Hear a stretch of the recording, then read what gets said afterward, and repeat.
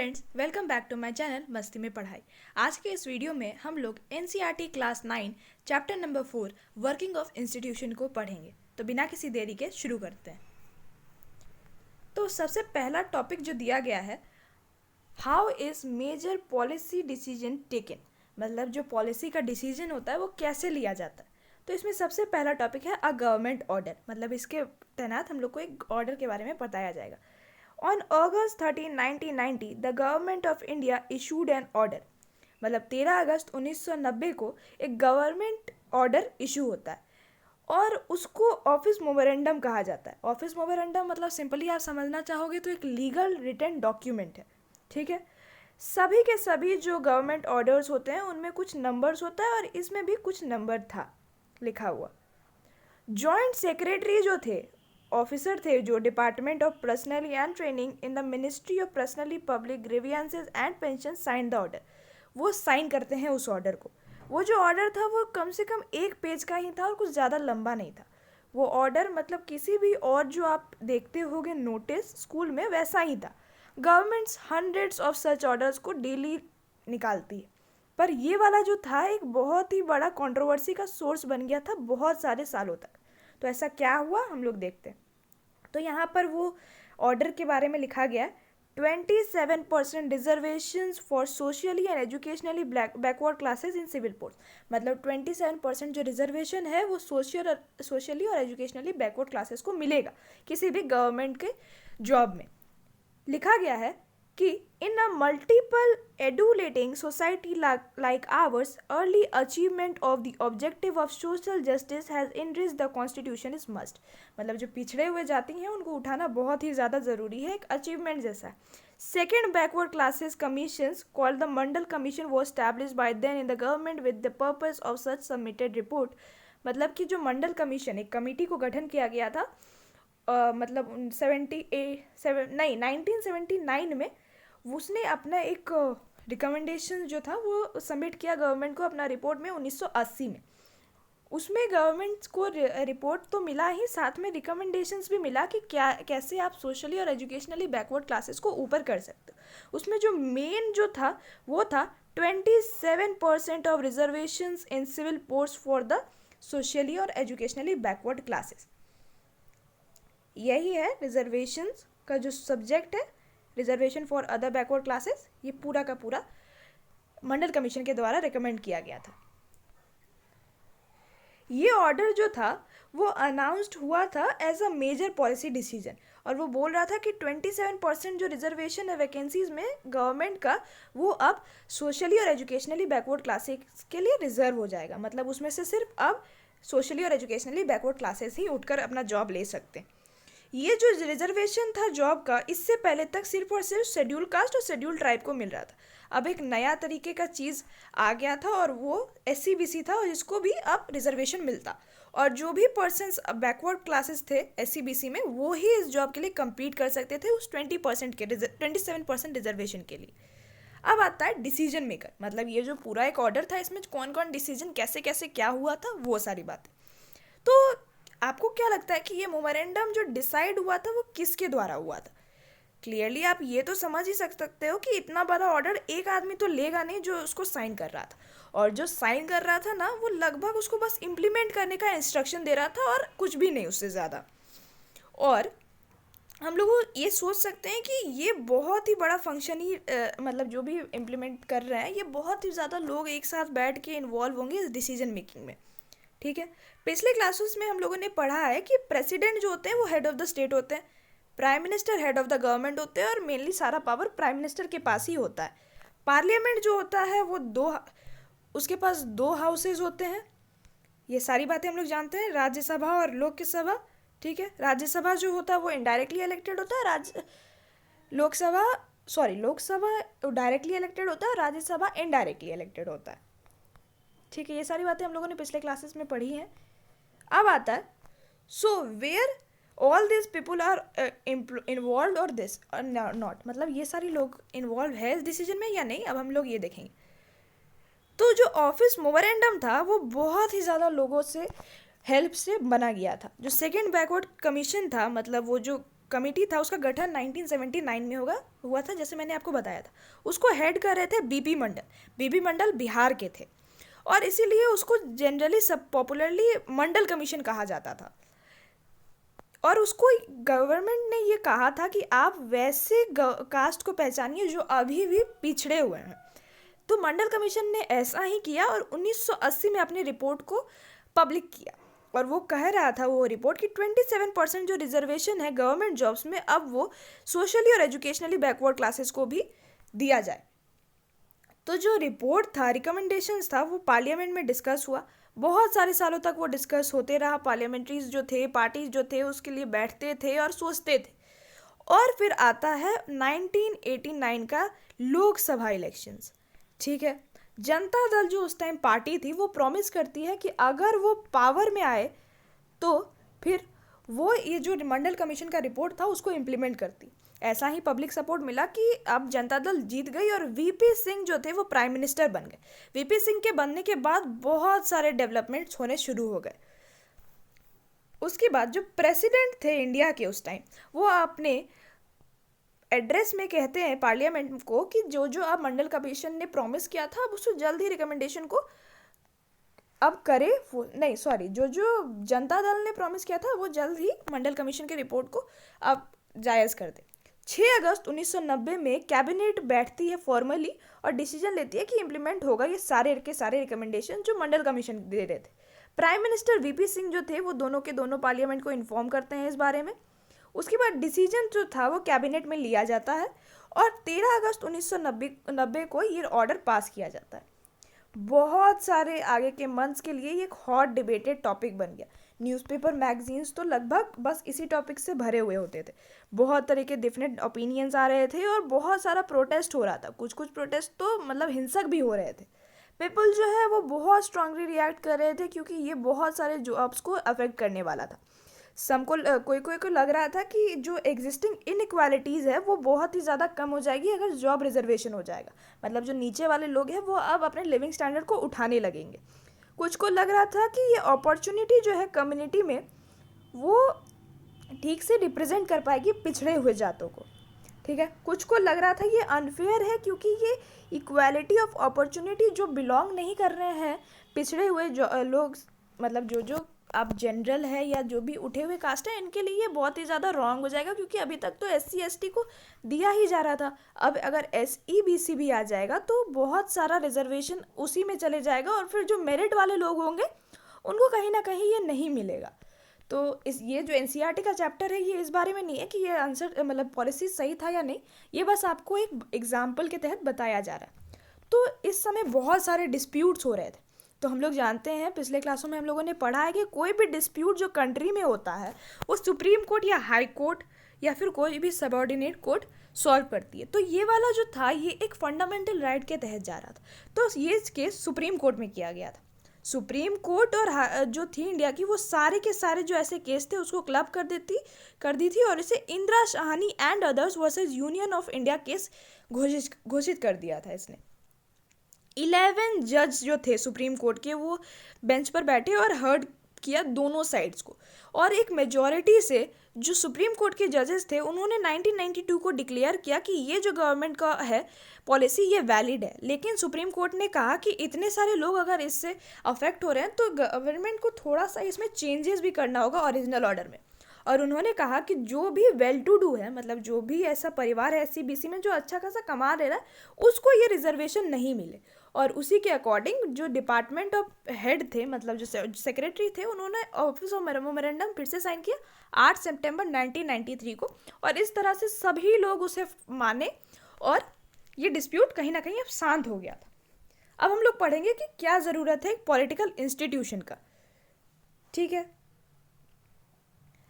तो जैसा कि हम लोग देखे हैं कि गवर्नमेंट जो है वो कैसे वर्क करती है। एक कंट्री को इन्वॉल्व करता है बहुत सारे गवर्निंग ऑफिसर्स और बहुत सारे गवर्निंग एक्टिविटीज़ होते रहती है। जैसे कि गवर्नमेंट हमारी रिस्पॉन्सिबल है कि हम लोग को सिक्योरिटी मिले, सिटीजन्स को अच्छी फैसिलिटीज़ मिले, एजुकेशन में, हेल्थ में और बहुत सारे चीज़ों में। गवर्नमेंट इसीलिए हम लोगों से टैक्स कलेक्ट करती है और वो एडमिनिस्ट्रेशन में, डिफेंस में और बहुत सारे अलग अलग जगहों पे स्पेंड करती है उस पैसे को। वेलफेयर स्कीम्स भी लाती है गवर्नमेंट, और बहुत सारे अच्छे काम भी करती हैं हमारे लिए। तो ये सारे डिसीजंस जो है कोई ना कोई आदमी तो ले ही रहा होगा, और कोई कोई आदमी तो ऐसे भी होंगे जो इसे इम्प्लीमेंट करवा रहे होंगे, और कुछ कुछ तो ऐसे भी होंगे कि अगर जो डिस्प्यूट हो रहा है तो उस इम्प्लीमेंटेशन में क्या प्रॉब्लम है उसको शांत करवा रहे होंगे, और क्या राइट है क्या रॉन्ग है ये देख रहे होंगे। तो हम लोगों के लिए ज़रूरी है इस सारी बातों को जानना।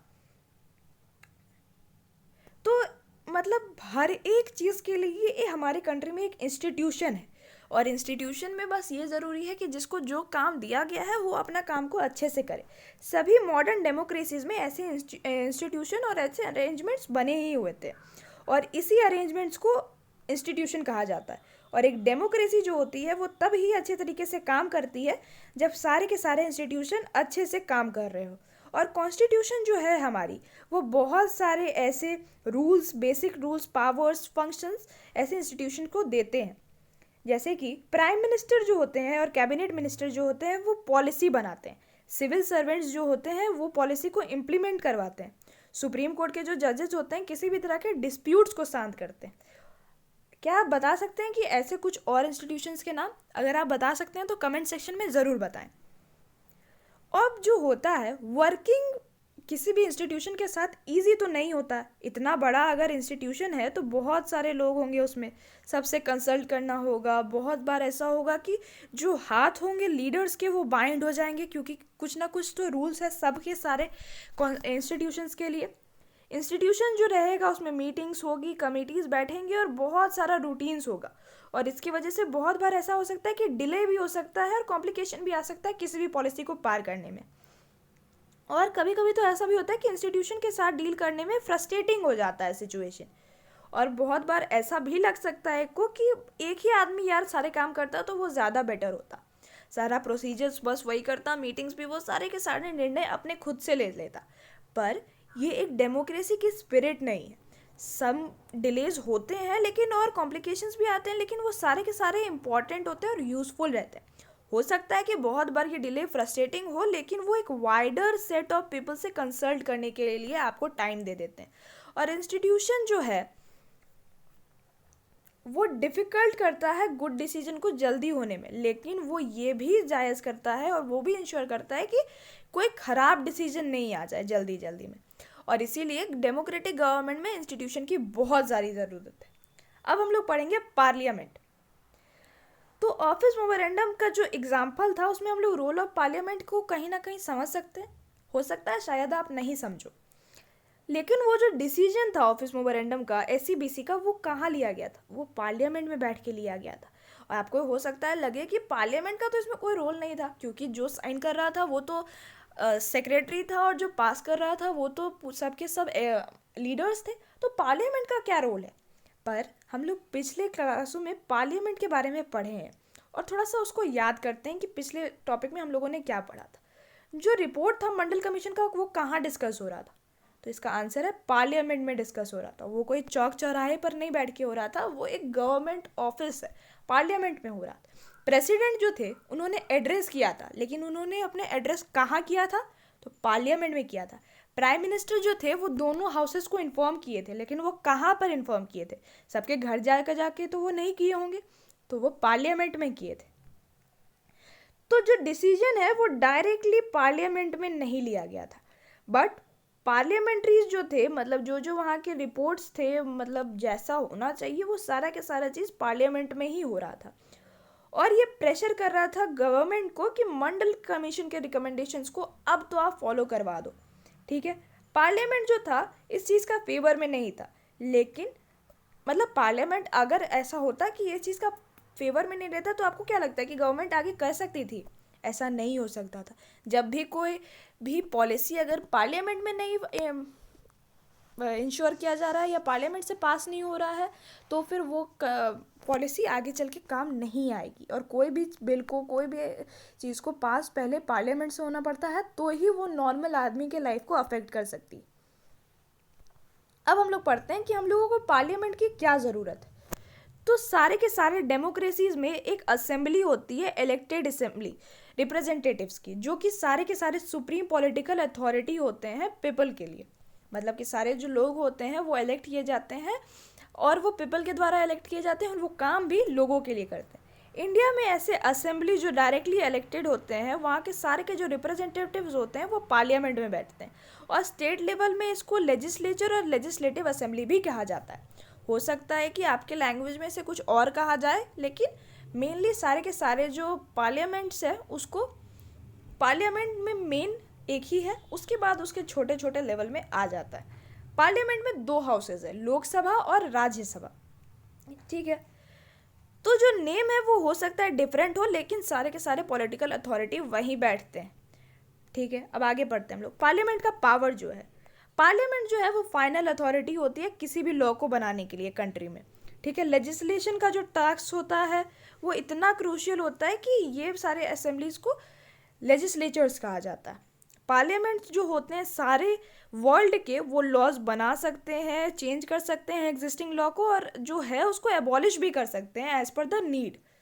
पार्लियामेंट जो होते हैं ऑल ओवर वर्ल्ड के, वो सम कंट्रोल करते हैं, मतलब कुछ कंट्रोल्स होता है उनके पास जो गवर्नमेंट रन पे है उसके लिए। और इंडिया जैसे कंट्री में ये पूरा का पूरा अधिकार है पार्लियामेंट को। अगर पार्लियामेंट कर देगी कि ये अब प्राइम मिनिस्टर भाई इसको हटाओ, तो वो प्राइम मिनिस्टर को हटना पड़ेगा, और अगर प्राइम मिनिस्टर हट जाएगा तो पूरा का पूरा काउंसिल ऑफ मिनिस्टर भी हट जाएगा, ठीक है। और कोई भी पार्टी तभी तक या गवर्नमेंट तभी तक इंजॉय कर सकती है अपने पावर को जब तक वो पार्लियामेंट में मेजॉरिटी में। पार्लियामेंट जो होता है वो सारा का सारा मनी जो होता है गवर्नमेंट का वो कंट्रोल करता है। सारा का सारा जो पब्लिक मनी होता है वो पार्लियामेंट के ही विश से खर्च होता है, ठीक है। पार्लियामेंट जो होता है वो हाईएस्ट फॉरम ऑफ डिस्कशन और डिबेट है पब्लिक इश्यूज़ पे और नेशनल इश्यूज़ पे, क्योंकि सारे के सारे जो चीज़ें हैं वो डिस्कस हो रहे हैं पार्लियामेंट में ही एज अ नेशनल थिंग, वो चौक चौराहे पर नहीं डिस्कस होते हैं। और पार्लियामेंट जो है वो किसी भी तरह का इन्फॉर्मेशन मांग सकती है जब तक वो किसी और देश के बारे में नहीं है, गवर्नमेंट से। अब हम लोग पढ़ते हैं कि 2 जो हाउसेस है पार्लियामेंट के वो कौन कौन से हैं। तो जो पार्लियामेंट है वो बहुत ही सेंट्रल रोल करता है किसी भी डेमोक्रेसीज में, ठीक है, प्ले करता है। और जो लार्ज कंट्रीज है वो डिवाइड कर चुकी है पार्लियामेंट के पावर को 2 पार्ट्स में, ठीक है। एक हाउस को डायरेक्टली जो इलेक्टेड होता है उसे नॉर्मली हम लोग लोकसभा कहते हैं इंडिया में, नॉर्मली क्या उसे लोकसभा ही कहा जाता है। और जो इनडायरेक्टली इलेक्टेड होती है उसे राज्यसभा कहा जाता है। बाहर में मतलब बहुत वर्ल्ड के दूसरे दूसरे जगहों पे पार्लियामेंट में जो है उसे चैम्बर्स और हाउसेस भी कहा जाता है। एक जो डायरेक्टली इलेक्टेड है उसे तो पीपल्स हाउस कहा जाएगा, और जो इनडायरेक्टली इलेक्टेड है उसे भी कुछ कहा ही जाता होगा, आई डोंट नो, आप सर्च कर लेना। हमारी कंट्रीज़ में पार्लियामेंट 2 तरह से बटी हुई है, लोकसभा और राज्यसभा। लोकसभा को काउंसिल ऑफ स्टेट्स कहा जाता है और राज्यसभा को हाउस ऑफ पीपल कहा जाता है। जो प्रेसिडेंट है वो दोनों पार्लियामेंट के हाउसेस के पार्ट नहीं है, लेकिन वो पार्लियामेंट के मेंबर हैं। पार्लियामेंट के दोनों हाउसेस के वो मेंबर नहीं है, लेकिन वो पार्लियामेंट के मेंबर ज़रूर है। और कोई भी लॉ जो है वो तभी बनता है जब प्रेसिडेंट उस पर अपने साइन कर देते हैं, ठीक है। हम लोगों ने पिछले क्लास में पढ़ा है कि लोकसभा के इलेक्शंस कैसे होते हैं। अब उसमें से कुछ कुछ हम लोग बेसिक चीज़ खुद से फिर से रिवाइज कर लेते हैं। जो टोटल नंबर ऑफ मेंबर्स होता है पार्लियामेंट में, या फिर आप सोच सकते हो कि जो टोटल नंबर ऑफ मेंबर्स होता है लोकसभा में और राज्यसभा में वो कितना होता है, पर्टिकुलर करके आप कमेंट सेक्शन में ज़रूर बताना। और ये सारे जो मेंबर होते हैं लोकसभा का और राज्यसभा का, ये कैसे इलेक्ट होते हैं, ठीक है। और हर एक टर्म का कितना बड़ा टेन्योर होता है, मतलब लोकसभा का कितना होता है और राज्यसभा का कितना होता है, और क्या ये दोनों हाउसेस परमानेंट है या फिर ये डिसॉल्व भी हो सकते हैं इनके टेन्योर के बीच में ही। तो ये सारे क्वेश्चंस का आंसर आप लोग कमेंट सेक्शन में ज़रूर बताना, ठीक है। अब हम लोग पढ़ते हैं कि हम अगर हमारे पास 2 हाउसेस है तो ऐसा तो होगा ही कि उसमें से कोई एक ज़्यादा पावरफुल होगा। हो सकता है कि आप सोचो कि राज्यसभा जो है वो ज़्यादा पावरफुल रहे, क्योंकि उसे हम लोग अपर चैम्बर कहते हैं और लोकसभा को लोअर चैम्बर, पर ऐसा नहीं है। राज्यसभा जो है वो कहीं ना कहीं लोकसभा से कम पावरफुल है। और ये बस एक नॉर्मल बेसिक पुराने तरीके का कहावत है कि राज्यसभा ज़्यादा पावरफुल है, और ये लैंग्वेज हो चुका है हमारा, लेकिन राज्यसभा से ज़्यादा पावरफुल लोकसभा है। हमारा जो कॉन्स्टिट्यूशन है वो राज्यसभा को ज़रूर कुछ स्पेशल पावर देता है स्टेट्स पर मोस्ट ऑफ द मैटर्स में लोकसभा जो है वो सुप्रीम पावर को एक्सरसाइज करता है। देखते हैं कैसे। कोई भी जो ऑर्डिनरी लॉ होता है वो दोनों हाउसेस में पास होता है, ठीक है। पर बहुत बार ऐसा हो सकता है कि कुछ ना कुछ मतभेद आ जाए दोनों के दोनों हाउसेज में, और अगर ऐसा सिचुएशन हुआ तो दोनों के दोनों मेंबर का जो संख्या है राज्यसभा का, तो 252 तक होगा और लोकसभा का 550 प्लस है। तो इसी वजह से लार्ज नंबर ऑफ मेंबर्स होते हैं लोकसभा में, और जिसकी वजह से वो लोग अपनी मेजॉरिटी का पावर का इंजॉय करते हैं। ठीक है। लोकसभा जो होता है वो मनी मैटर्स में ज़्यादा का पावर का हकदार होता है, और अगर कोई भी बिल अगर मनी मैटर पे पास हुआ है लोकसभा से, तो राज्यसभा उस पर रिजेक्ट नहीं कर सकता। हो सकता है कि वो अपने पास उसे 14 दिन तक रख ले और कुछ सजेशंस दे दे, लेकिन अगर लोकसभा चाहे तो वो उसे एक्सेप्ट कर भी सकती है और नहीं भी कर सकती है। तीसरा पॉइंट है कि लोकसभा में जो है वो काउंसिल ऑफ मिनिस्टर्स को कंट्रोल करने का पावर है। अगर एक पर्सन एंजॉय करता है किसी भी तरह का सब पावर पार्लियामेंट में या लोकसभा में, तो वो सपोर्ट है majority of members in Lok Sabha, और वही पार्टी का लोकसभा में प्राइम मिनिस्टर हमारे कंट्री का बन सकता है जो लोकसभा में अपने मेजॉरिटी को साबित करे। और अगर लोकसभा कह देती है कि उन्हें नो कॉन्फिडेंस है किसी भी काउंसिल ऑफ मिनिस्टर में, तो सारे के सारे जो काउंसिल ऑफ मिनिस्टर्स होंगे वो उन्हें रिज़ाइन करना होगा प्राइम मिनिस्टर के साथ ही, और ये पावर राज्यसभा के पास नहीं है। तो हम लोग देख सकते हैं कि राज्यसभा के पास मनी बिल में उतने ज़्यादा पावर्स नहीं है, अपने कम मेंबर्स की वजह से उन्हें कहीं ना कहीं लोकसभा से पीछे आना पड़ता है, फिर वो काउंसिल ऑफ मिनिस्टर को भी कंट्रोल करती है लोकसभा। आज के वीडियो में हम लोगों ने ये सारे टॉपिक्स को डिस्कस कर लिया।